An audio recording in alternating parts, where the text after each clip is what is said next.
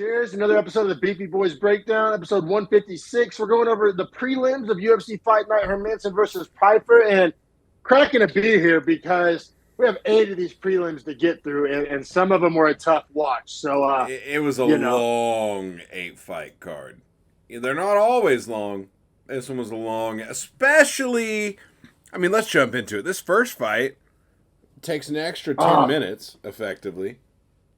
Yeah, bro. So this fight, we got Daniel Marcos, undefeated, 15-0, minus 270 favorite. I got him at minus 280. Thanks a lot, El Dorado. But taking on Orochi Lang, plus 220, bantamweight division. And this was my second lock of the week. So I had this on a 2-legger with Dan Ige. We already did the main card episode. Dan Ige obviously cashed in emphatic fashion. And this is the second week in a row where a no contest has just robbed my parlay value. And the no contest gods are out to get me. Holy fuck. Because I stand by my prediction. Marcos was he was way better than Orochi Lang. He was fighting like basically the perfect fight. He was ahead, in my opinion, by a fairly wide margin. We just don't complete the second round, so the fight can't go to the scorecards. Yeah, 100. He was getting his ass whooped. He looked beat the fuck up, and Daniel Marcos. Orochi Lang. Yeah, that's what I'm saying. Orochi Lang was beat the fuck up, and Daniel Marcos had a couple marks on his face. In my opinion, this is a fight we could have almost scored. I thought, except, God, the last 30 seconds of fight time. That's 4 minutes, plus the 5 of Orochi Lang real time. At the end is it's absurd, dude. It was just infractions, eye poke. Damn hiccups. Eye poke, nut shot. It was my God. That was brutal. Yeah. So round one, Marcos puts on a master class. He lands a big knee to the head. He's eating up the calf. He's boxing him up. It's literally putting on a clinic, in my opinion. Obviously I'm a little biased, but 10-9. I didn't have it 10-8, but he was. It wasn't competitive. No, I wouldn't say it was really competitive at all. 10-9, I didn't think he beat him up bad enough for 10-8, but yeah. And he was feeding him those hands. Oh, for sure. And knees and kicks. All of the above. Now, round 2 is where we start getting to number one bullshit. Like you said, we had an eye poke to Marcos, followed by a low kick to Orochi Lang, followed by a low kick to Marcos, followed by another low kick, or actually I think it was a punch to Orochi Lang. All happened back to back to back to back to back. It was so brutal. Just as the first fight of the card, there's no flow. It was a tough way to start the night. Super tough way to start the night. And then we never see it, but a low blow prevents Orochi Lang from continuing the fight. Usually it's an eye poke that does that. Yeah, man. And I hate doing this because you never know how somebody's feeling. And obviously nobody likes getting hit in the nuts. But, this gave me a little bit of Aljamain Sterling vibes, man. Little bit of Aljamain Sterling vibes. I think that if he was up on the scorecards, he would have miraculously found a way to keep going. I agree with you 100%. I think it's very strange. Just as a guy being hit in the nuts, I've never been hit so bad that, I felt I guess in the case that a guy's, throwing up or whatever, sure, I'll give you a pass. That's not the case. But that wasn't here. this. No, he was standing. He was able to stand. He was able to talk. He was able to walk around. Who was that one? We saw that one nut shot a couple months back where the guy was literally puking and shit. Right, and it was throwing up and couldn't stand up, and it was okay, that's yeah. Yeah. I got you. You can't go. But yeah, man. Like I said, this is kind of a bold take. I think a lot of fans agree with this, but I think if Orochi Lang had been winning the fight, he somehow finds a way to keep going. I think he Aljamain Sterling this one. I think that's fair to say, and I also think if I'm the UFC moving forward, I'm matching up Daniel Marcos as though he won, and I'm just continuing that scheme because dude's 15-0, he's a killer. I don't think we need to waste time on Orochi Lang. No, not at all. And Orochi Lang is stacking L's. It wouldn't surprise me if he got cut. I am very high on Daniel Marcos. I'm trying to see where I got him. So I think a good fight for Daniel Marcos next. He hasn't really fought, I don't think, a tough, gnarly vet yet. I got a fun name for you. Douglas D. Silva Silva Day Andrade. Ooh, that's a fun one. That'd be a challenging fight for him too. Like D Silva's tough. Yeah. Test the chin on Marcos. We haven't really seen his chin get tested, and we haven't seen him fight like a veteran. You could also I got another spicy name for you. Giannis. Be a good one. Ooh. Might be a kind of a big step, but honestly 15-0. Like I'm here for it. You have a proven record. Yeah. You're not some 7-0 debutante that you're like being shoved in my face. Like I've seen him fight now twice or three times. I like his skill set. I'm here for it. Yeah, he's legit. He's legit, and Giannis is kind of trending downwards. He's legit. But yeah, that being said, it's a no contest. So I mean, there's not too much else to say. A bunch of fouls. I think Marcos did perform well though. Like the 3 years from now, when you look back on this on Tapology, and you're like, oh, a no contest to a Rochi Lang. I don't think it'll really convey like he was firing on all cylinders. Like he's legit. But we can keep it pushing. Speaking of 8-0 debutantes, we got one for you coming up here with Hyder Emil. Another guy where he's 33 years old making his debut at 8-0, man. Like I just don't know how to feel about that like combination of factors. And I mean Hyder Emil minus 220. You know what I'm saying? 8-0 minus 220. So debuting is a pretty heavy favorite. Hear me out though. Zero hyperbole. I have Fernie Garcia ranked as my worst bantamweight on the roster. So Fernie Garcia plus 180, you're saying is too much respect. Well, no. I'm saying is like you're saying, oh, Hyder Emil debuting as a big favorite against the worst guy in the weight class below you. Like the fact that it's not minus 400, alarming. Well, that's what I'm saying. You're saying plus 180 is too much respect for Fernie. Well, I'm just saying Emil's probably not that guy, right? Like if you were like an actual like hyped prospect, like an actual like young lion killer, even in your debut against Fernie Garcia, I don't know, bro. I don't know. I mean, he ends up performing well. He ends up getting the finish. I'm not trying to shit on him. I mean, he did all he could do. He fought the guy that was put across from him. He finished him. Saying, bro, Fernie Garcia is the worst guy at bantamweight. You're a featherweight, undefeated featherweight. All right, let me just ask you: did you think it was weird the way Fernie Garcia would get hit and just like freeze? No, because he sucks. Well, it's like but like he didn't get dropped either. Is what I'm saying. Like he would just like freeze, like on his feet, just like freeze. And I think that's kind of a like not the greatest sign for Emil. You know what I'm saying? If you're hitting and Emil got rocked at one point trying to go in for the kill. Yeah, bro. It's weird, bro, because on paper, like my notes haven't seemed like Emil fought the perfect fight, but the eye test did not match that. You know what I'm saying? Oh, I don't know if perfect fight because he rocked him, got on his back, and was looking great. Let him get back up, got rocked, and let Fernie get to his back. Well, but that's what I mean by eye test. In my notes, I have round 1, 10-8, round 2, finish. You know what I'm saying? Like, I see. Yeah, but when you watch it, it's like, oh, you had your back taken by this guy? And like he had Fernie Garcia hurt real bad. He could not get him out of there. It kind of looked like Sean Strickland and Sneeko. Oh, dude. By the way. Holy shit. I mean, credit to Sneeko.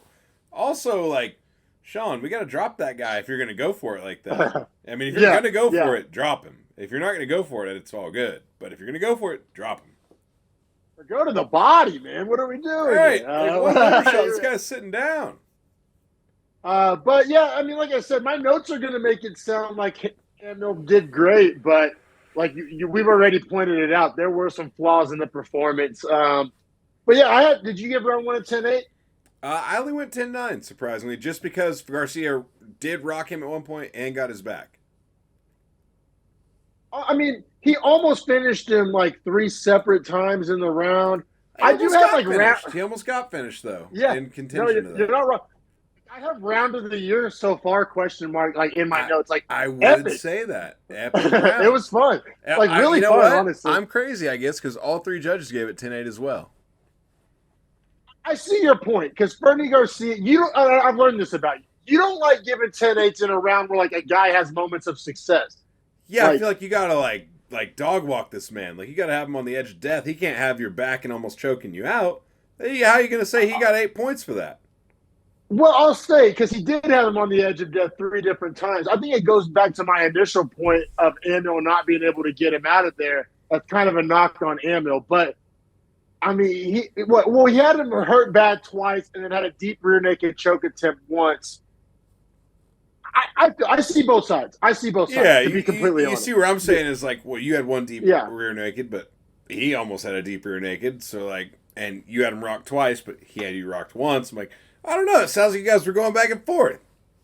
And I have it as like round of the year, so like it was decently competitive. Right, so I'm It like, was it, it was peaks and valleys though, right? It wasn't competitive in the sense of tit for tat. It was like one guy would get way ahead, the other guy would catch up. yes. The other guy would get ahead, the other guy would get catch up. But there was like wide margins, like wide gaps for short periods of time. Yeah.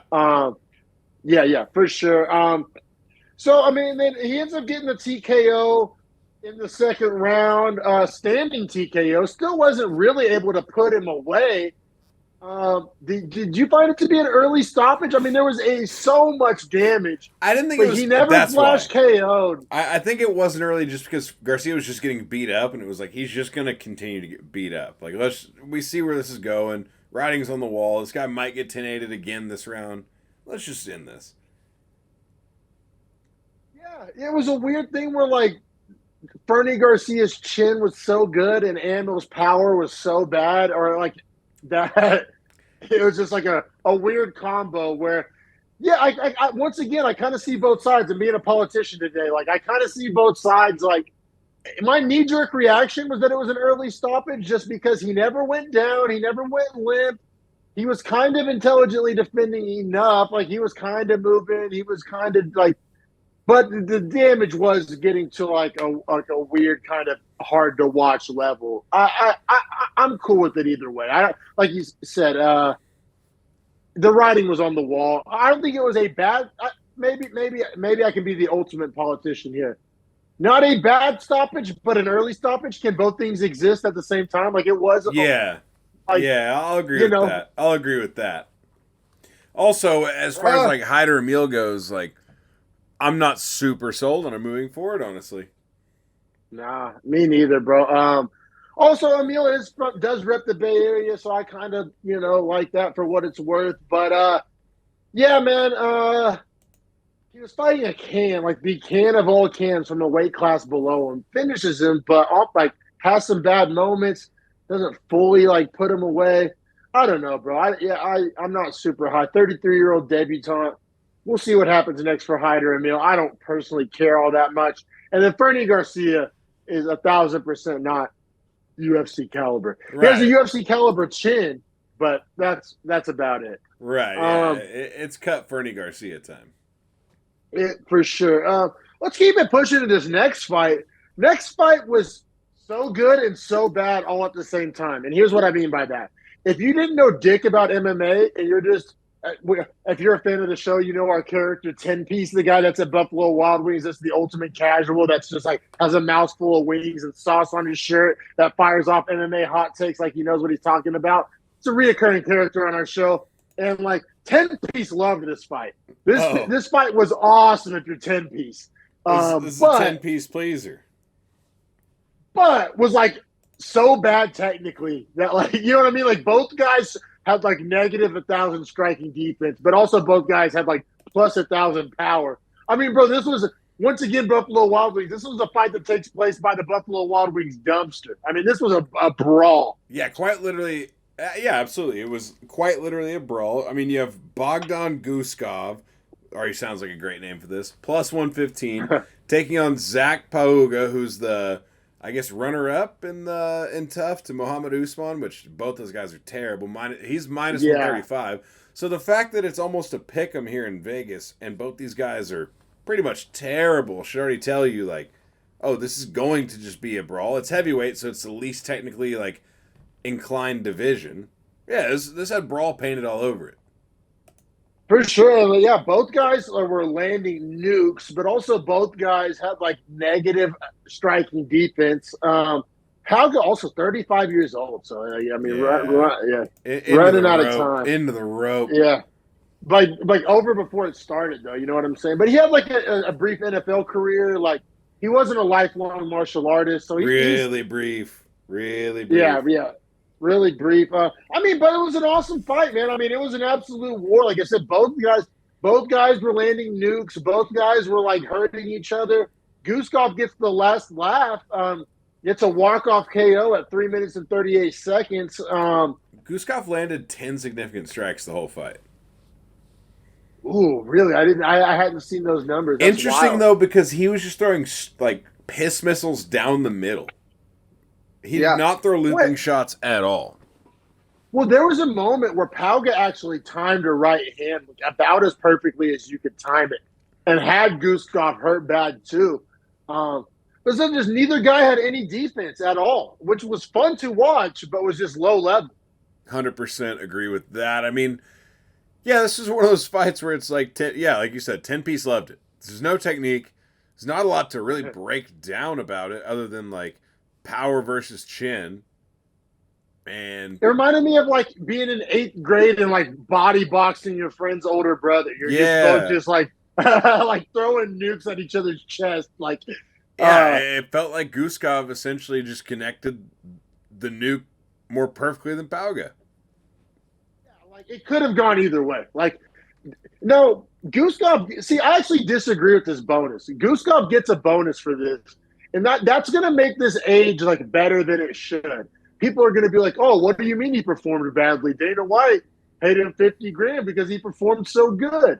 And it's just like, and then have you seen this narrative? They're trying to do this little gimmick where, oh, he looks just like Anthony Smith, and they're trying to do like little social media Oh, he videos does with look like it. him. I didn't realize that, but no, holy shit. And I just feel like this is going to result in like an unnecessary push of a can.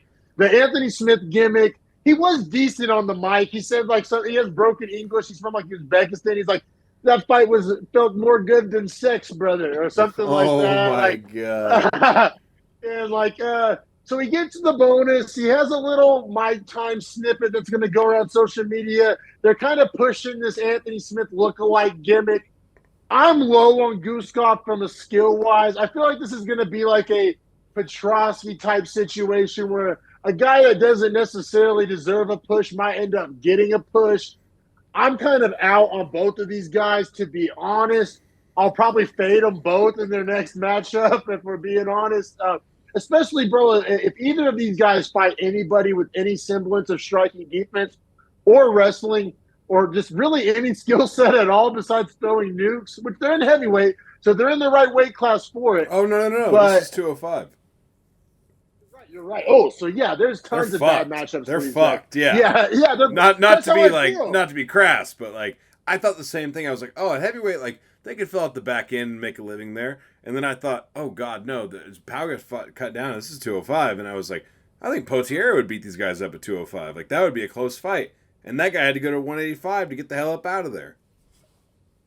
Speaking of, he comes up later on these prelims, but like a Marcin Prachnio dismantles He's these guys. tuning these guys. Yeah, and I have him ranked very low. So it's Right. like, yeah, like just the skill, the level is not where it needs to be. And for that reason, we shall keep it pushing. I mean, unless you have anything else to say, I really don't. I don't have much else to add except that, like, dude, it sucks because as much as there wasn't to break down about this fight, the next fight is Snooze City. Yeah. Well, I got a little bit to say here just because. So up next, we got Jeremiah Wells, minus 155. I got him at minus 140. I was dumb enough to bet him. Taking on Max Griffin, plus 130. So there's a couple things here, man.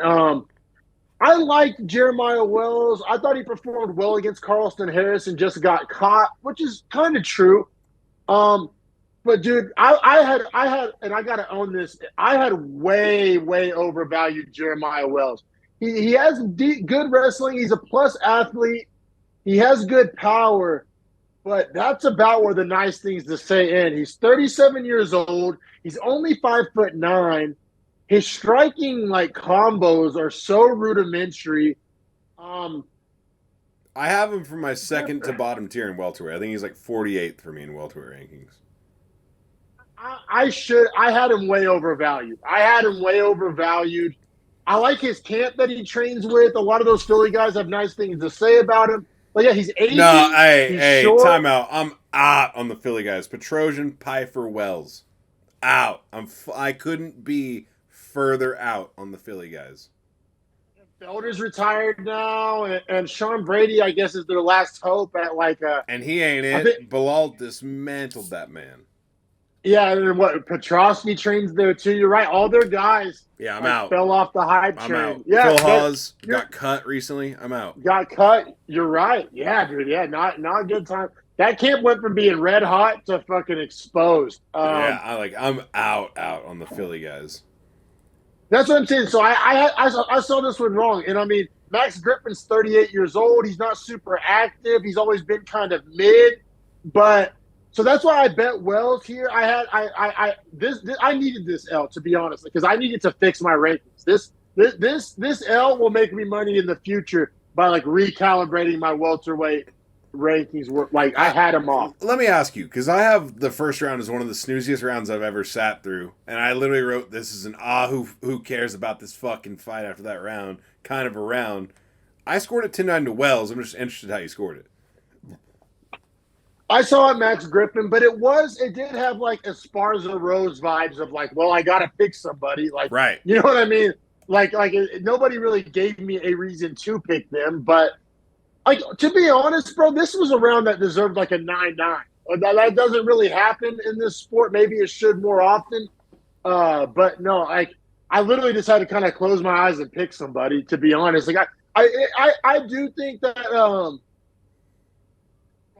Griffin would like occasionally time a jab on Wells's wild entries, and I thought that was kind of like the highest level skill on display Goddamn. in the round. I mean, you're not wrong, but like, how sad is that?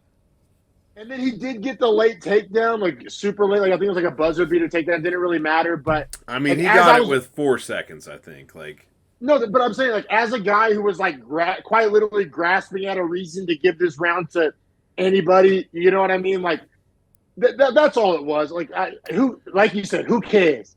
yeah, no, it literally, man. And I thought like so little happened in the round. I was like, all right, well then I'm just gonna resort to damage, and like there was almost none. But I was like, Wells maybe landed 2 punches that were harder than anything Max Griffin landed. So I said, fuck it, and flipped the coin to Wells. That being said, 1 judge agreed with me, 2 judges went Max Griffin.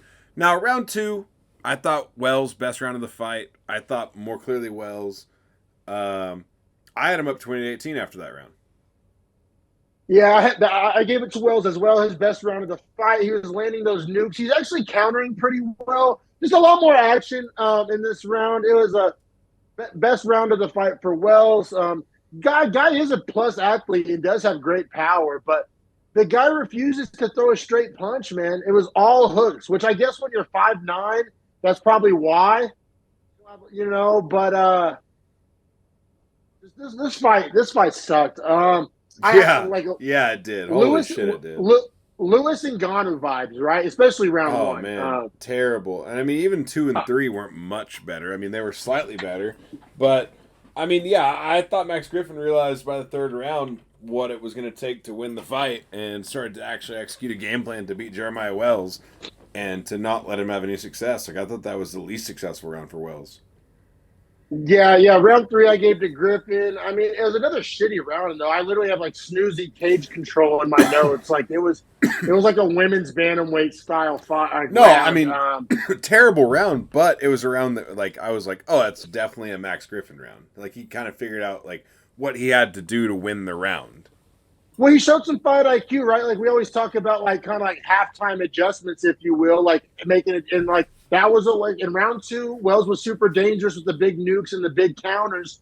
So how do you neutralize that? Push him up against the fence, and like I thought it was like good fight IQ. It just wasn't a fun watch. So yeah, I had it 29-28 Griffin. What you had it 29-28 Wells? Yeah. Hey, for my parlay's sake, I got it right here. It would have cashed. I had Wells paired with Michael Johnson for a plus 198 two legger. So I wish I ended up losing a split decision. I mean, So yeah, if even you as think a about it, you were one judge away from getting money.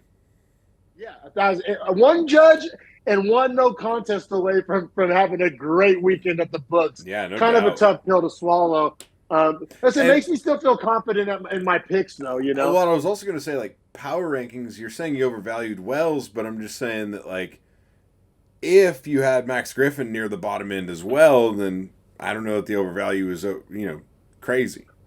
The thing is, I had them both like in the middle, and I think they both need to be low. You know Oh, what I okay, mean? yeah, So yeah, that's yeah, what. yeah, yeah. Because I have So Max Griffin third to bottom and like Wells second to bottom, so like respectively like 43 and 48 or some shit like that. and so I don't even really want to wait on an 8 fight prelim. To be honest, I don't really want to spend time matchmaking these guys. It No, kind of is who cares in mode. fact, I'd rather spend the time that we would matchmake for these guys talking about bets in the future. Yep, fair. Up next, we got some light heavyweights. We got Devin Bro, Clark. can I just say before you introduce it real fast, I was actually kind of stoked for this fight. I thought Okay, stylistically, I thought okay. stylistically that these guys were going to come out and just bang. I really thought that. I really thought that. So I was extremely let down. Like I can't tell you how disappointed I was going from the last fight to this fight. I was fucking sad. But yeah, go ahead and run the odds. Well, just these are two of my least favorite. All right, forget of like not good. Least favorite is the word I would use to describe. Pragnio and Clark have given us some of like the snooziest, wackest. What was it? Pragnio and Roundtree. What was the fight Yeah, where Pragnio Roundtree. Pragnio? Yeah. That fight was so awful. Where he just threw literally nothing but leg kicks the entire fight. And then Devin Clark. You remember when we were forced to watch him as an Apex main eventer Bro, like two or he three was top times 15 in the weight class at a point. at the start of the Beefy Boys era, like 2020, 2021. Devin Clark and Um, Anthony Smith was a UFC Fight Night main event. fucking gross, dude. It's crazy. But Well, Devin Clark, who came in with a 14-8 record, by the way, minus 205 favorite. Tracchio, who I didn't realize is 35 years old, plus 170 dog. That being said, you know what? This fight's not as bad as, maybe I'm making it out to be. I thought round one was very close, pretty hard to score. And I thought round three was actually kind of a banger. So, I mean, it wasn't a dog fight as much as it was a dog shit matchup, if that makes sense. yeah, the matchup was a problem. And also, man, like I said, I just thought stylistically where these guys are at in their careers, how they've fought at times, I just expected them both to kind of go for it. And I just don't know that either guy really did that at any point in this fight. So I am surprised here. We end up getting all three judges 30-27. To be honest, I thought rounds one and three I were like kind of debatable. I thought round one was going to be split. I felt That's what I'm kind of saying. solid in Yeah. three Pragnio, but one I was like, this could go kind of either way. Completely agree with that. Now, to be fair, I went 30-27 as well. I did as Did you? well. Yeah, which is like, yeah, so that's why I'm like kind of sitting here like, both sides of my neck, like tongue in cheek, because like, yeah, strike numbers favor Pragnio. He's the only guy that got a takedown in the fight. And control time is under a minute for either guy, so it's like then you're pretty much gonna look at strike numbers, and you look at Pragnio has way more strikes, but it's also significant strikes and has six more significant strikes, and many of those are like legs. Oh no, I'm sorry. He has 50 more significant strikes, but to the head he has six more strikes. That's what I meant to say. Like the visual acuity of like head strikes, body strikes, they're very close, but like the leg kicks he was way more active. Well, and that's Pragnio's style. He always does a million leg kicks. And like I said, if you were to like make a highlight reel of this fight and you only watch the highlight reel, you probably come away thinking Clark won. You know what I'm Right. saying? Like Clark, it was the classic quantity versus quality kind of fight. Like Clark would occasionally he would land like a couple of nukes around, but credit to Pragnio's chin because Clark would land hard and clean, but he never once dropped Pragnio, wobbled him, cut him, nothing like that. So there was never like that visual big moment I, to give Clark a round. I will say if Clark had opened up a cut in rounds 1 or 3, I could easily have given him a round. or even like a wobble or a stumble or a stagger. Like Pragnio's chin literally pretty much won him this fight. Along with his activity and volume, but like you see what I'm saying. Like I think activity was the enemy of Devin Clark here, honestly. always is, right? Right, Always is. always is. Not a new story for him, but like, I mean, Pragnio literally threw 90 more strikes. Yeah, Clark never does fucking shit in his fights. No, so this was an interesting one when I went to change my power rankings after the I typically do. This is one. So I actually had picked Devin Clark, didn't bet it, but I had picked him. However, this was a weird one. This is one of the first times this has ever happened.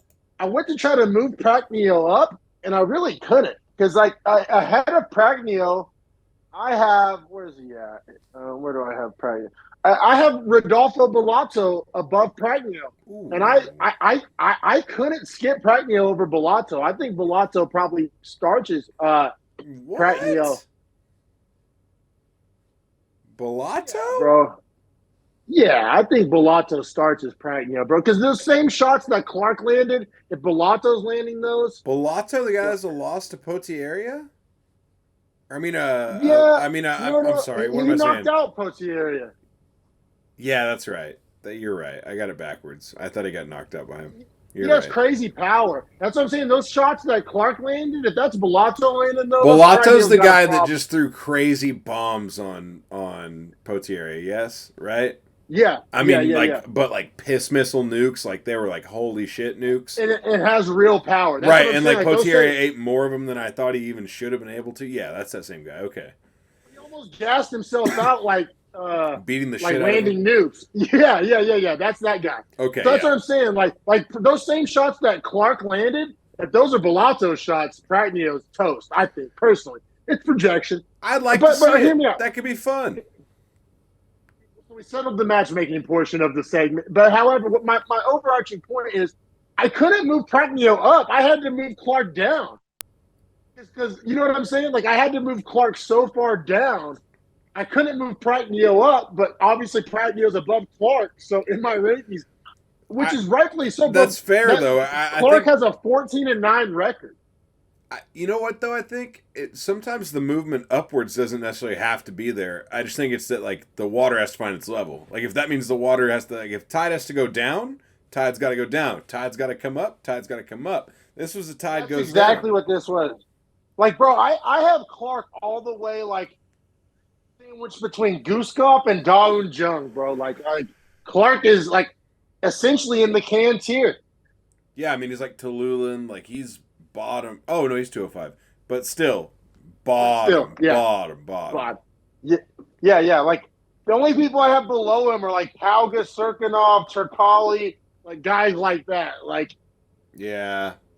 God, Anton Turkali's so fucking bad. Holy shit! I don't even want to get started. These IPAs are starting to get me hateful.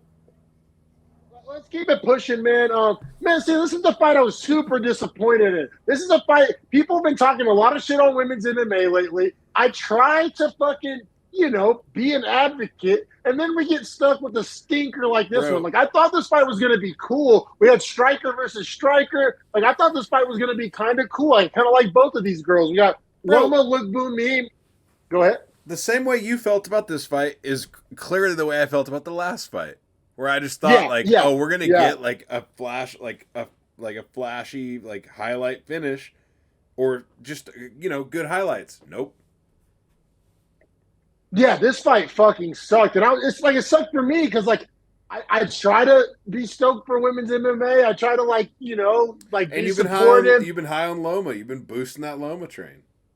And I've been boosting Brazil too. There's been many times on this podcast where I kind of have been trying to shovel the Brazil hype train, which I'm done. That ends. Not the country, that ends today. The fighter. Yes. And I am so out on Bruno Brazil. Look, Boomy minus 290, Bruno Brazil plus 235. I didn't bet this fight. This fight sucked, man. Rounds 1 and 2, I have snooze in all caps in my notes. I mean, it was a pitter-pat bullshit sparring session. I mean, even Dominic Cruz, the whole fight was like, yeah, this is like a sparring session. Like, this fight just was number one bullshit fight. I will say this: if you're gonna get into a sparring session, quotes type fight, don't do it with a Muay Thai fighter. That only favors them. Like they want to point fight spar you. That's like literally their sport. So Agreed. in that light, like Bruna Brazil's the one that fucked up here. Like I think Loma was doing just fine, doing exactly what she was doing. Now it Agreed. sucks. Oh, That's boring. I hate that. But I'm just saying, if you're Loma, I'm not trying to change it. I'm not looking to change it. If you're Luke Boon me, I cannot agree more. Now I gotta say, I scored a 30-27 Loma. I I mean, did all as three well. I was judges gave surprised by the triple 29-28. I was going to ask you what round you thought they gave her. it had to be three. It had to be three because I thought Brazil that gets too. like some clinch control. That was the only round where she put Loma on the back foot a little bit. She gets a takedown. Now, all of that resulted in a grand total of fuck all, but there were like things to score for Brazil, and the round looked different than rounds 1 and 2, just visually. I still gave it to Loma, but Okay, I'm so glad you said it like that because I still gave Loma the third. I thought it was the closest round of the fight. Only yep. one judge gave her the third round. Two judges gave Brazil the second round. Right. What fight are they watching? Not the same fight as us. Couldn't be watching the same fight. I'm shocked. I thought it had to be three. I would have bet my left fucking nut that it had to be three. Yeah, one judge gave her three. The other two gave her two. So it's possible. I'm puzzled. It's possible this fight could have gone to Bruna Brazil. If you think about it like that. Two judges gave her two, one judge gave her three. So it's plausible that she won 2 and 3 by judging. And I don't see that being the case whatsoever. Nah, me neither, bro. Me neither. But granted, I will say if that would have happened, you couldn't have been mad because like nobody was doing shit. So Well, it would be like Loma, it's your fault for not doing more. I agree. Yeah, this was a fight that was like when girls are sparring, it is probably harder to score in person. yeah, bro. That being said, man, I'm down on both of these girls. Unfortunately, I had to move Loma Lookboonmee down in a win. I had to move her down in my power rankings. It's tough to have a bad performance at strawweight in the women's fighting divisions, especially because it's the only weight class that's even super fun right now. Yeah, and I have Loma. I moved her below Jillian Robertson, which that would be a tough matchup for Robertson, but I think Robertson could potentially find a way to get a win there. And then Brazil, bro, I moved Brazil all the way down below like Vanessa Demopoulos. Like I think Brazil has like a higher level skill set in a way, like, but Demopoulos is better at like getting MMA wins. Yeah, no, I think Demopoulos would beat Luke Boonmee. I don't know Ooh. why I think that, but I do. Well, Demopoulos is big for the weight class. She cuts a lot of weight. I She's almost think strong. Demopoulos would like gangster her way through that fight, if that makes sense. Like I think Luke Boonmee when she goes up against like, because I remember, I mean, I have her signature somewhere on this poster. It says Loma. She doesn't sign Luke Boonmee, not surprisingly, right? But like, I just remember her as being one of those girls that I was really high on, and then I realized like she just doesn't have that fifth gear, like that extra.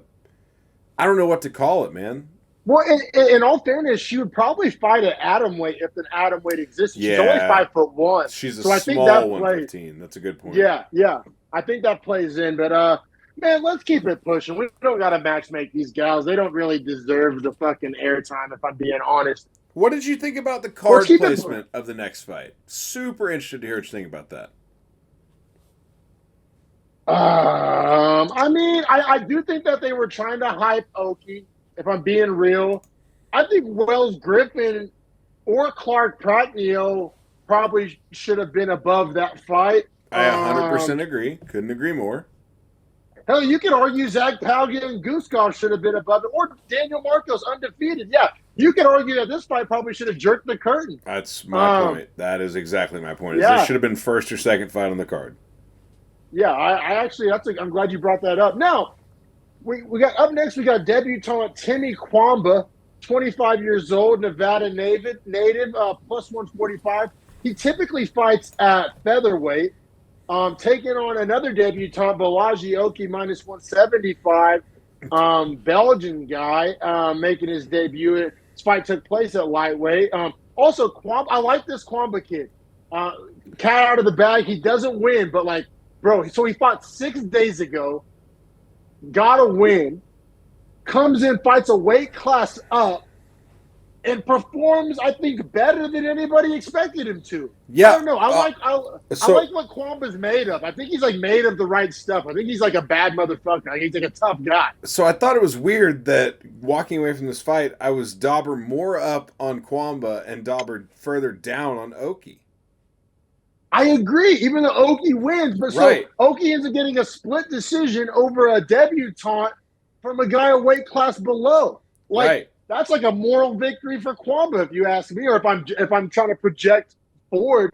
Well, You know what I mean? it's kind of like Volk stayed pound for pound champion over Islam the first time they fought. Why? Because he went up in weight and lost a very close fight. Like this guy went up in weight and lost a very close fight on 6 days' notice after And not just, a fight. yeah, dude. Like Kwamba, I like this guy. He has like Kevin Holland vibes. Like Like back not to like back weight cuts personality, have to but be like crazy already. Like I can't wait to see this guy when he gets just like to naturally make the weight cut in like a genuine fashion. full camp at 45. That's what I'm saying. That's That's what I what's mean. my takeaway. Like Like I have a want to full see camp, Kwamba four on a pony full camp nose at about, and like 45. get to meter his weight down all the way down the way he would prefer to do. The guy is same weight class. Like I think that projects very well. Or hell, even a guy that's not necessarily the same weight class, because clearly if he can fight this close at lightweight, he's going to be a dog at featherweight. That's what I'm saying, bro. That's what I'm saying. So I guess we got to go round by round here. The judges disagree. Now, Honestly, I thought rounds 1 and 2 were kind of the more straightforward rounds. I what thought three one was for Oki, two, one for Oki, two for Kwamba. exactly. I thought 3 was where the murk comes in. Yeah, because round one, Oki was landing that jab. He does have a stiff, nice Stiff jab. and it's quick. Say though, bro, Oki, he reminded me of like when you're starting at like an RPG game and you don't have like any moves unlocked And yet. you just spam the Like, same straightforward basic attack. Like it's not like you have like a cleave or like a sweeping strike or anything like that. bro, that's what I'm saying. Like I said, I'm not fucking Teddy Atlas over here, but like all he has is a 1-2. Like Yep. that, Hey, like literally. a crispy 1-2 gets you very far. Ask Anthony Joshua. Well, ask John Strickland too. So like it Yeah. can work. Yeah, good point. It can work. But it jumped off the screen to me like the lack of variety of technique and like the kind of I'll put it this way. Because I don't think this is necessarily like a mean way to put it. He's what? Belagioki was like 8-0 or 7-0 or something. I don't know. He's a young guy. But what I'm getting at is I have the word green in all caps. He's green, which means that doesn't mean that like he can't get better or he won't get better. It actually means I think he will get better. But like this version of him was very like rudimentary. Very rough around the edges, like unformed clay almost. Yes, but he's obviously a plus athlete and a good like a tough guy. Yeah, I was gonna say all that we just said was enough for him to still take the first round. Yeah, 1,000% agree. Now round two, Kwamba gets a takedown, has some control time and some ground and pound. It wasn't crazy. He landed some decent elbows, like while defending a takedown from Oki. So I just thought he won the damage battle, and the control battle. I thought he won round two on points. I have same thing. I have more like ring generalship in the sense that he was controlling like where the fight was taking place, and when he wasn't, he was still getting off effective damage, so winning the damage battle even when that wasn't the case. So I just kind of thought like either he was controlling the fight and the damage was pretty much negligible, or even if he wasn't in control, he was landing big damage in those moments, like you said, defending with the elbows. So yeah, I liked Kwamba in round two. I just thought Oki didn't really do much damage to him, wasn't able to be very effective. Yeah, and you said you had round three being kind of murky. I got to be real. Even as a Kwamba guy, I really didn't. I had a pretty. Actually, no, I see your point because round three, Oki was landing the jab. He was able to defend the takedown, which I thought was huge.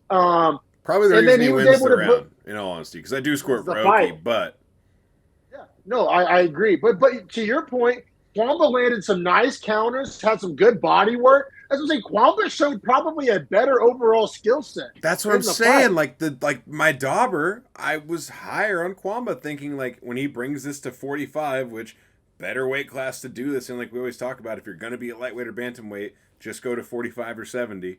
There's no point to hang out in these ultra saturated divisions. Well, like we also just touched on, the back into 45 is pretty depleted with guys that are solid. And I think Kwamba's super solid. Like, I think he's got a home in the UFC at 45. Maybe not top tier. I don't know about the ceiling, but I know the floor. Yeah, you know what I would like to see?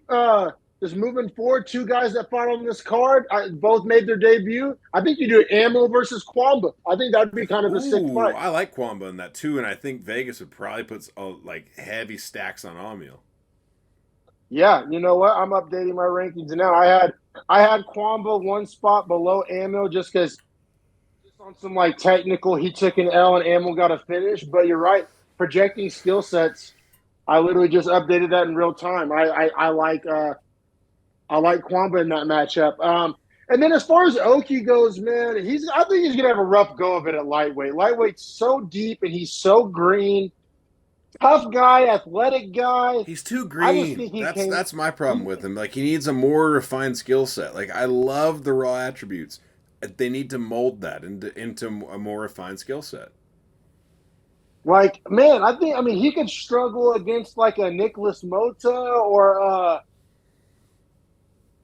think he could you match up him and Darius Flowers? Like I don't know. Like I just don't know. Like it's that bottom end. It's that bottom end of life. Yeah, because I feel like a Bonfim is putting work on him. Either Oh one. yeah. Like, I don't think it's a bottom end lightweight you got to find for this guy. Like a Jamie Malarkey. I think Jamie Malarkey. But we've always different opinions on Malarkey. You've always been way more down on Malarkey. I'm thinking more like an Austin Hubbard. Oh God. Or you know what could maybe work? Kind of both low skill level guys, but like Oki and Trevor Peak could work. I think Trevor Peak murders Oki though, because I think Oki makes enough mistakes where like Trevor Peak is a mistake monster. Like he's gonna make 1,000, but he can take that punishment or he can serve the penalty. Like he's a guy that can do the time. I don't know that Oki can do that time. See a world where Oki straight punches kind of beat Peak's looping shots. Okay, let me ask you. I think he's a better athlete than Peak. What about Oki and Chase Hooper?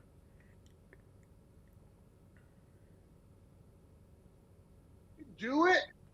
I would take Hooper by sub like very confidently and get great value doing so. But like, why are you getting great value? Because the matchup on paper withstands. Well, because I think he's a way better, like bigger, stronger athlete than Hooper. I just think Hooper's like skills. Like I think if Hooper used the body kicks on the outside and stayed out of that jab range, and then if Kwamba was taking him down and controlling him, I think Hooper, if it gets to any clinch, grapple, I think the minute it hits the mat, the fight's over. Like on some Rodolfo Vieira, Armin Petrosian type shit. Okay, all right. I mean, I don't disagree with you in any way.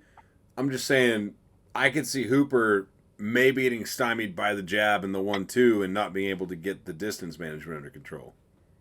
I think it would be kind of like Pyfer. I think that would be true for about 2 or 3 minutes. And if Hooper could weather the storm, then he would find a path to victory over the course of 15. I feel pretty good about saying that. But no, I mean, the fact that there's this much debate means it might be a match worth making. You know what I'm saying? Well, yeah, and I was just thinking too, like if Oki is this guy that's undefeated, a prospect you want to build, you might as well give him someone that's not going to give him any problems on the feet. Yeah, fair. I think you give him a lot of problems on the mat, but yeah, fair point. No, 100%. But that's what I'm saying is like give him a classification of problems. Don't make him solve the Rubik's Cube. Make him just solve a face. Okay, fair. I like that. We could do that. I wouldn't have a problem with that. Let's keep it pushing here to this featured prelim. Oh, bail out McGee. Yeah, this was a weird fight to like. I don't know what the takeaway from this one is. We got Trevin Giles plus 210 taking on debutant Carlos Prates. Prates minus 260. Welterweight division. God, they always feed Giles to the wolves, bro. I mean, Giles, bro. He's fought Duplessis. He's fought so many killers, bro. His strength of schedule is nuts. Yeah, he fights only murderers. Only murderers. Yes, yes. They hate Trevin Giles. Um, Trevin Giles coming in plus 210 against Carlos Prates. And I believe I watched Prates his Dana White Contender Series fight this past season. He's one of those guys I remember seeing. Lanky, he's one of those. He kind of reminds me of Kevin Holland in a way where he has like that lanky power. You know what I mean? He doesn't have that muscle bound power. He has like that leverage and speed kind of power. Yes, I would agree with that. I would agree with that. But that being said, bro, this fight lasts 9 minutes. Trevin Giles won like 45. That's Like, what I was alluding to with Bailout McGee, is that Trevin Giles won every instance of this fight. Bro, I think Prates landed like, it was something like 6 significant punches to the head that were like, I think that's the exact number. I think you're very correct. which to think that you land 6 and one of them stops the show is crazy. Like that's living on a prayer. Yeah, but I gotta say, I mean, he won his Contender Series fight with a knockout. He's just like he's like the anti-point fighter. You know what I mean? Which Right. I don't think bodes well for like long-term sustained success. Like that's gonna bite you in the ass if you keep like relying on that. Almost like a Chaos Williams. You know what I'm saying? Like if you just like or even like a Joaquin Buckley. Like we've seen Joaquin Buckley like lose fights to guys that he's more gifted than just because he keeps like trying to go for that one big shot. You know what I mean? No, I think Chaos Williams is quite literally the exact replica of who Carlos Prates is. Like they're the same weight. Yeah. They do the same thing. They lose the fight until they land a nuclear piss missile, and it's their only hope of victory in the entirety of the fight. But you have to respect it because for 15 minutes they possess the power to nuke you. Yeah. I'll say Prates in round one did a decent job of utilizing like the teep kicks and the body kicks as like a longer rangier guy. Still lost the round. And Prates' striking defense could use some work because like Giles was like just I mean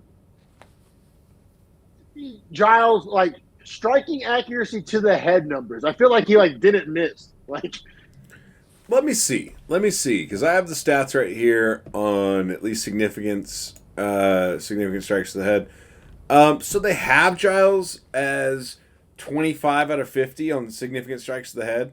Now that can be like he's. 50%. I mean that's pretty good. But that also is like if you're doing a 1-2, but the jab is like you put your hand out and they're like trying to catch, but you extend it like a punch. They count that. So like, You're right. you know what they're counting, I don't know, but the 25 is like connected strike to the head. So you know that's how that counts. So I'm just saying. And they all landed clean. Like they all landed clean. I feel like none of those were hitting gloves. None of those were hitting shoulder. None of those were being slipped. Like those, all 25 of those were flush. Right. So let's say he threw like 11 hard feints, 20 or 40 actual shots and landed 25. Like you're talking about an almost 60% success rate of like hard flush significant shots. Test wise, that's what it looked like. Whereas Prates, I was wrong on the stat about 6. He landed 6 strikes to the head. He landed 3 significant strikes to the head. Yeah, and one of those was the finishing shot. I gotta say though, like in a vacuum, like in a TikTok or an IG reel of like this knockout, it was pretty sweet. But if you watch the whole fight, I mean, like if you zoom way in on that like 3 second clip of the knockout, you're like, oh, this guy's a killer. But if you watched all 9 minutes, you'd be like, oh, this guy has some flaws. Oh, this was Bailout McGee. This was Derek Lewis against Volkov whenever he knocked him out. It was Yeah. like, bro, you lost the whole fight until you knocked him out. No, that's actually really a good analysis there. Real quick, all right, and then for Trevin Giles, let's see. For Prates, I mean, who would you give him next? Like a Muslim Salikov or a Tim Means or an Alex Morono, somebody like that? Or you could just do the Chaos Williams fight. I think Chaos Williams, actually. As crazy as that sounds, these guys both do the same thing. That's going to be an easy fight to sell. Throw it on a prelim. I have him in the same tier. So. But, bro, throw it on a prelim. You're going to get a finish. Like, that is a matchmaking, like... And it's... Do you give a shit about either career? Not really. So, like, why not? See, I would push back. I think they want to I think they want to like push Prates. I just think he'll end up disappointing them in the end. I mean, they put him in the featured prelim in his debut. He's a contender series guy. Like, I think they would love to see him go on to have success. I just don't see it happening. I think they're setting him up for a push just in case, but after that performance, I think this is more now a like, okay, we got another steak, another round eye steak to throw in. This guy's not a rib eye; he's just a round eye. Yeah, fair point. And then as far as Trevin Giles, dude, I mean, it sucks. Like I said, his matchmaking in his career has been so like brutal. Like, I don't think he's a bad fighter. I obviously just don't. I don't think he's elite. I don't think he's a can. Like his record, he's had a lot of L's, but I don't think he's a can. They kind of treat him like he's a can, but I don't think he's an actual can. He's just gone through murderer's row. Well, yeah, it sucks, man. Like, I mean, his losses are to Mearshart and Zach Cummings in 2019, when both those guys were like 5 years younger and way more relevant. He has a And win. he was green then. He has a win over Boring Delidze in 2021. Then he has That's losses. a good win. Yeah, and then he has losses since then to Duplessis, Michael Morales, Bonfim, and now Prates. So, like, Oh, what solid losses. Bro, Duplessis, say it again. Duplessis, Michael Morales, and who else? Bonfim and now Prates. I always exclude but like those three, bro. I'm super high on Michael Morales. Duplessis currently the middleweight champ. And then Bonfim, like super high ceiling on Bonfim still. So like, dude, yeah, his strength of schedule. I mean, he has like a way under 500 record, but the Delidze win, I mean, he basically won this fight until he did it. Right. Like I think Trevin Giles tough, has like he's one of those guys that can come out with an ultra low floor but has the high ceiling capabilities. Like, I think if you do like Giles Barberena or like Giles like Hazel Hafez or like a Song Kanon, like honestly, I think I thought Giles and Salikov wasn't terrible, and then bro, I honestly thought Prates and Randy Brown wouldn't be terrible. Like if you really want to build Prates and you really like him, I think that would be kind of salty to do to Randy Brown after that last performance. Like, I think I'll put it. I would bet the fuck out of Randy Brown on that. Like, I would like that might be a lock of the week. Like, if I'm being honest, probably but minus 350 as well. Yeah, man, I don't know, bro. In a way, it's kind of a who cares, but I want to separate it with the fact of like it's kind of through no fault of his own. Like, how many guys are beating Duplessis, Michael Morales, and Bonfim back to back? Like, how many guys on the roster come out of that? I mean, the answer might be nobody. Like, literally, there may not be a single guy on the roster that beats those three guys back to back. Like, they fed him to the wolves. So, like, the end result is him kind of not mattering. But I want to make the clear distinction of, like, not his fault. Yes, I agree with you. I agree with you on that 100%. Now, that does wrap up the prelims. 14 fights. It was a lot of fights. Don't forget to like and subscribe. Comment, even though these 8 fights probably don't deserve any comments, but the main card does. Now, that being said, we're going to keep it pushing. Got a little UFC 298 break. What am I saying here? Betting look ahead breakdown preview. Yep. Yeah, bro.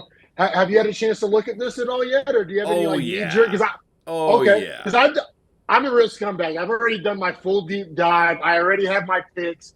So I want you to kind of lead this off and like say what's jumping out to you, and then I'll kind of come in with my like locks of the week, because I have 2 locks of the week, 1 upset of the week, and then a couple of like 4 total. Like, I have 3 parlays that I like and 1 straight that I like. All right. So I already know that one of your picks is Kopylov over Hernandez. I hate it. I'm out. Really? Yeah. Really? Yeah. I think Anthony Hernandez probably wins the fight. I don't know if minus 220 is justified. I think like minus 150 is justified, but I can't bet an underdog that I don't believe in to win. Fair enough. I have been a Kopylov ball washer, and that is my upset of the week. I kind of knew that was coming, so I had to just head it off. Sorry about it. Sure. Uh, Keep in mind, my last two upsets of the week hit, and you disagreed about Pyfer Hermansson too. So I'm just throwing that out hey, there. hard to go for three on upsets. Very hard. But I love Volk at -130. Love Volk at -130. I mean, that's damn near pick 'em odds. Love it. Yeah, Could and Volk, easily see the parlay with the over if you took him to win and over. If that was like a like same game parlay kind of a thing. and that means money's coming in on Volk because when I did this, it was at -110. So money's coming in on Volk. And let me just get two best fight odds here too, so I can get some props flowing in for us as we go. That being said, I like Paulo Costa, but man, like I don't know if I like him. Like I wanted him +300. Like I want him as a But dog. but see, to me, that's the definition of a no bet because each Yes, I guy agree with you. It is. It's has a no bet. each guy has reasons not to bet them. Whitaker coming off the L, Paulo Costa's inactivity and beating up an old Luke Rockhold. I just feel like the data points are like it's like an incomplete grade. You know what I mean? I agree with you. Let's see how this Volk line has moved. All right, my internet wants to be slow, so we'll go to the next fight. Jeff Neal, Ian Gary. This one's super interesting to me. Man, honestly, I know that you're big on the Kopylov +180. I like Jeff Neal at +180 more than I like Kopylov. Phil, I mean, I'll disagree in the sense that like I like Kopylov more, and that's my actual my actual pick. Gary Neal is a no bet for me because of value. Because I'm sticking to my rankings here. I'm picking Gary. Like I'll pick Gary on verdict, but I think -245 is dog shit value. Neal definitely has a path to victory there and could win. Like if gun to my head, I have to if I have to pick, it's Gary. If I have to bet, it's Neal. That's a no bet for me. Okay. Sorry, I'm trying to look up the Here, I'll go a little bit while you're doing that. So my two locks of the week are names that have not been mentioned yet. Miranda Maverick and Marcos Rogerio de Lima are my two locks of the week. I think they both have very advantageous matchups against cans. Maverick is fighting Andrea Lee, who I have literally in my can tier of women's flyweights. When I looked, she was at -205. Perfect parlay range of value. Love Miranda Maverick over Andrea Lee. And then Marcos Rogerio de Lima is taking on Justin Taffa. And I'm just out on the Taffa bros. I just don't like their skill set. Yeah, they have their nuke path to victory if they land a sloppy big shot. And that could happen. It's heavyweight. But Marcos Rogerio de Lima, I have like so many tiers above Justin Taffa in my power rankings. Like, I think it's like 5 tiers ahead. Like, if I was setting this line, Rogerio de Lima would be at like -400. And when I looked, he was at like -148. So value-wise, those are my two like locks of the week. And probably going to do those as a 2-legger. Okay, I like both those. I could not find what I'm looking for, but it doesn't really matter at the end of the day. When I'm looking at it, it looks like Volk, slowly the public was betting on Topuria against him, and in the last 2 days, 3 fat bets have come in on Volk. Yeah. Sharp money, baby. Let's go. Right. Looks like sharps are back in Volk. Love to see that. Now, another fight I think super interesting, Cejudo Valashvili. And I think the number is set almost perfectly to where I'm going to no bet it because I think that's almost exactly right. See, I'm the opposite, bro. I am high on Marab. High on Marab. Cejudo, he's 36 years old now, and he's been throwing around that R word. And no, I'm not talking about the Shane Gillis word. I'm talking about the retirement word. Cejudo's done multiple interviews now where he's used the R word. And we have a golden rule here on Beefy Boys. You start talking about retiring, and it's a fade. And it's a fade. Cejudo coming off the L, and before that L, there was like 2 years of inactivity. So he's now 36 years old. I actually really, really like Marab. I actually have one parlay, and then we'll get to this next one you'll probably get to. I also really like Lemos. So if you do, and I've done the parlay calculator on this, if you did Miranda Maverick, Marab, and Lemos as a three-legger, you're getting plus 300 on that, at least whenever I looked at the odds. And I think that's pretty juicy little three-legger that I really like. And now if you say Marab's a no bet for you, then you probably don't like it as much. But I thought that was a juicy little three-legger I wanted to throw out to our audience. I'll say this. If come Friday night, Saturday, Cejudo is plus 200, I'll bet on Cejudo. Just because it opened at plus 130, so it's almost like at plus 200, I got to get that ticket. I got to get that chance to double my money on a guy that I think is going to lose close decision. Yeah, if Cejudo, obviously has been world class, but I do view this as a changing of the guard. I think it's fair to say at this point, Cejudo's like the old generation and Marab's the new generation. Now, what's your thoughts on that Lemos Dern fight? Lemos Dern, one of the most interesting fights I think on the entirety of the card. For the simple fact that Lemos at Caesars back in middle of January opened at minus 220, now minus 130. I think that's a bunch of public marks. I think that Lemos is the clear side in this fight. I don't like how Dern's been fighting lately. I don't like Dern really at all. So I kind of love the Lemos bet here. I like her as a parlay leg, and I like her as a straight. I think Lemos is the minus 130 straight is nice. I just think the overall value on Lemos is just like way too good, man. Like I think I got to build. I think I got to cornerstone her as the building point for the rest of my bets. Her and Volk. So I'll say this: not like lock of the week, but it is value of the week. If those two things can be separated, 100%. Now, because what's Dern's biggest weakness? Chin and striking defense. Lemos is the biggest knockout artist in the division. So that's a bad recipe there. And it's not like Lemos has dog shit jiu-jitsu, which is Dern's greatest strength. Dern's greatest strength is jiu-jitsu, and Lemos has good jiu-jitsu herself. So I love that math equation there. What do you think about Rini Nakamura minus 1,200? Damn, that's crazy, bro. So when I looked, it was minus 900. Yeah, that means people are eating the minus 900. It's been flying. People are eating the minus 900, which is wild. Yeah, open to minus 900 now is minus 1,300 now on ESPN. So he's fighting a guy named Carlos Vera, who's a 36-year-old debutante who has been finished on the local scene. So, yeah. I don't even know why this match is being made. I'm not touching it because I don't have deep pockets like that to eat that value.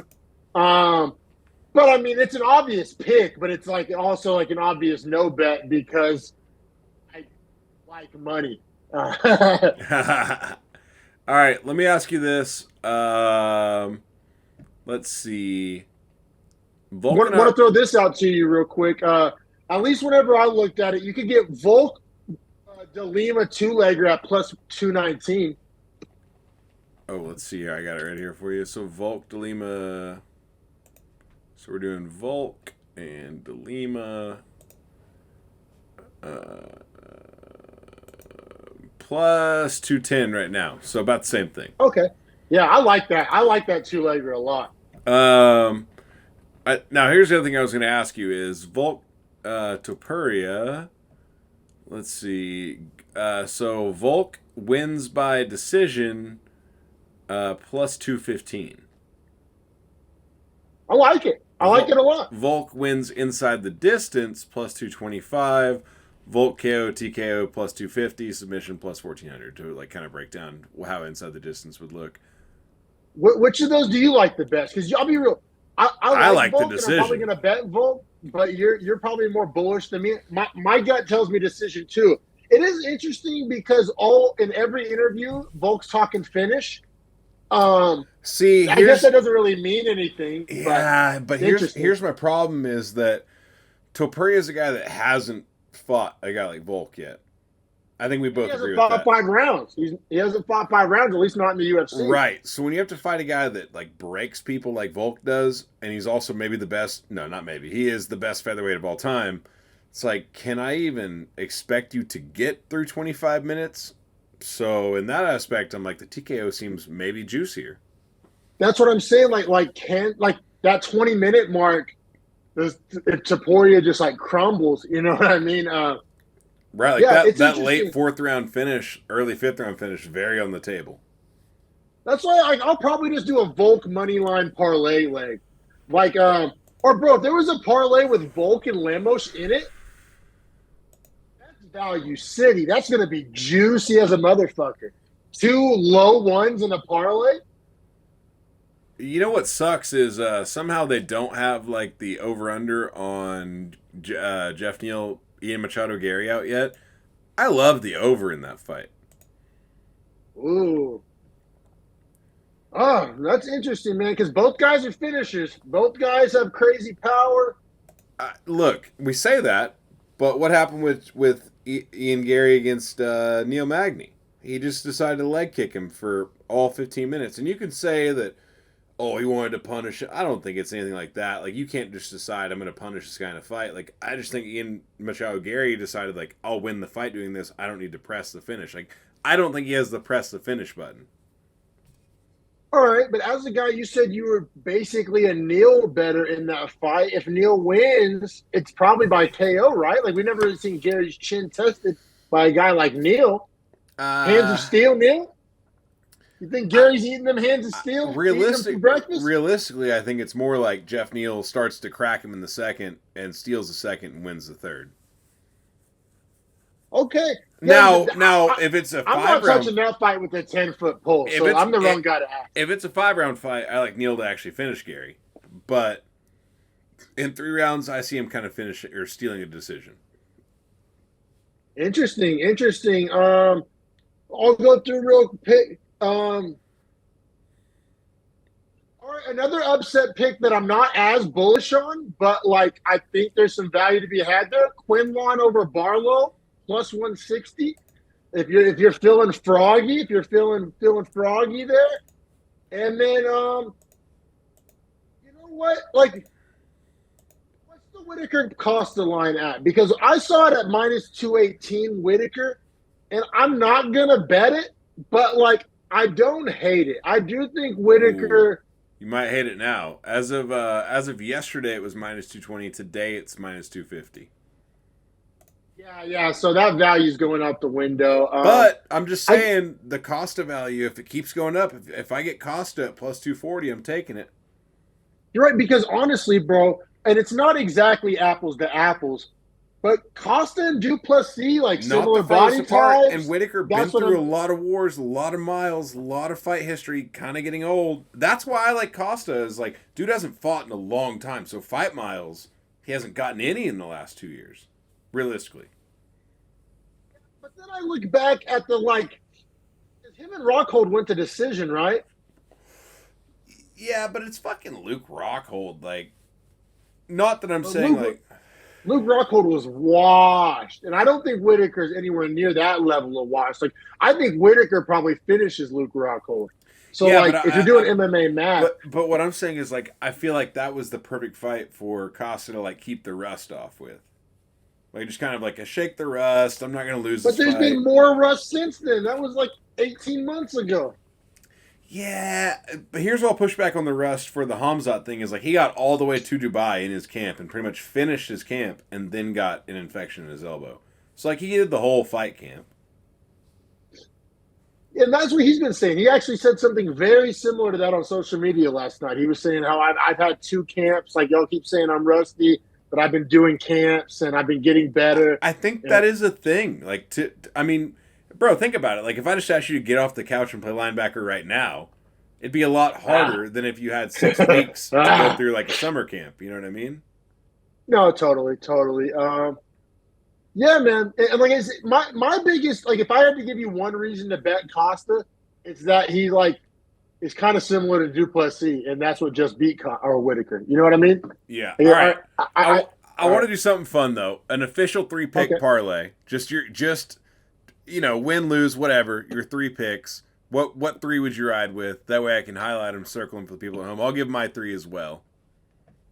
Yeah, I kind of got a politician answer here. My quote unquote safe, it's gambling. There's always risk. My safe one is DeLima and Merab. Whenever I looked it up, I had it at plus 279. Here, hold on. I'll get it for you right here. Maverick, DeLima, Merab. Okay, wait. What sportsbook do you want to go with, by the way? Caesars, BetMGM, or DraftKings? I bet with Caesars. So okay, so we'll do that. So Maverick, Merab, and what was the other one? DeLima. Where the fuck is Maverick? There she is. Plus 286 right now. So it's gone up. Nice. Love that. And then my somewhat riskier one, which I don't really think so, especially after this conversation, is Maverick, Merab, and Lemos, which is going to add a little juice to that, obviously, with that Lemos value. Maverick, Merab, Lemos. Let's see. Maverick, Mirage, Lemos is plus 300. Okay, same. That's what I had it at. And then I also kind of like a 2-legger of Vulcan DeLima as well, which is going to be around plus 220-ish, give or take, as a 2-legger. So I like those that. are, yeah. So those are my. I actually probably will bet all of those, and I might do a copy lob straight too, just so I can rub your dick in it when it hits. So my 3-legger is we're gonna do Volk, we're gonna do Lemos, and we're gonna do DeLima, and that is plus 450. Ooh, hold on! I'm about to add that to my list. That might replace one of mine. Sorry if that tempted you. Oh, it tempted me. I'll take it in red. It was Volk, DeLima, and Lemos? Yeah, plus 450. Oh, yeah. I'm going to bet that. That'll probably replace my other Lemos parlay. I don't want to have Lemos in 2 parlays. So that'll probably replace my Maverick, Merab, Lemos parlay. So that's my parlay I will 100% ride. Now, if you want the fun parlay where I'm just going ham on it, we're going to go Cejudo, Neal, and Costa. And that's plus 20, that's plus 2150. Hey, a sprinkle though, the green sprinkle. That's not one underdog outside plus 200. They're all inside plus 200. So you can't say they're bad picks. That's risky. But if you're Austin Powers and you too like to live dangerously, that might be a parlay for you. But yeah, man. What's funny is the first parlay I gave is 2/9 the value of the second parlay, but seems like so much easier to hit. Isn't that crazy? A 9-2 is just so much harder to get. Yeah, you're right. Throwing Lemos and Volk on any parlay, honestly, if you at home, if you like a third person more than DeLima, knock yourself out. But if you're trying to both be quote unquote smart and pick winnable fights and also squeeze value in your parlay, having Volk and Lemos on the same parlay, include anything else. Do with that what you will parlay assembly wise. But if you have Lemos and Volk on your parlay, that's gonna be juice city. They're cornerstone parlay builders this week, and I just love Rogerio DeLima at the value at the number against Tafa. So, but I'll still stand by my initial 2 locks. I think if you're talking purely safety, you like the matchup, it's DeLima and Maverick. I haven't really gotten your take on my Maverick pick. Are you pretty indifferent on that, or I just think Andrea Lee is quite literally let me see. I have Andrea Lee as the 3rd worst flyweight in the promotion. The problem is I'm so dauber down on both girls. That's all it is. I'm just down on Maverick both. coming off a good win. The only people I have below Andrea Lee is Liang Na and Juliana Miller. I literally have Andrea Lee bottom of the scrap heap. Honestly, yeah, for the value minus 190, right, on Maverick? Or it was 205 when I looked. It might have moved. I think it was minus 190 on here, but not bad. Honestly, pretty solid. Yeah. But yeah, bro, honestly, my AirPod died, but that wraps it up anyway. So it's been a fun episode. Yes, Let's sir. let's cash the tickets this week. Let's cash this week. Let's cash the tickets. D-Max AirPods died at the exact right time, which is the end of this episode. Don't forget to like, subscribe, comment if you have a better three-leg parlay. I doubt you do, but if you do, throw it in the comments. We'd love to be the judge of that. And, of course, we'll follow up with you guys next week to break down 298 and follow up on our hopefully winning picks and keep taking this money from Vegas. We'll see you guys next week.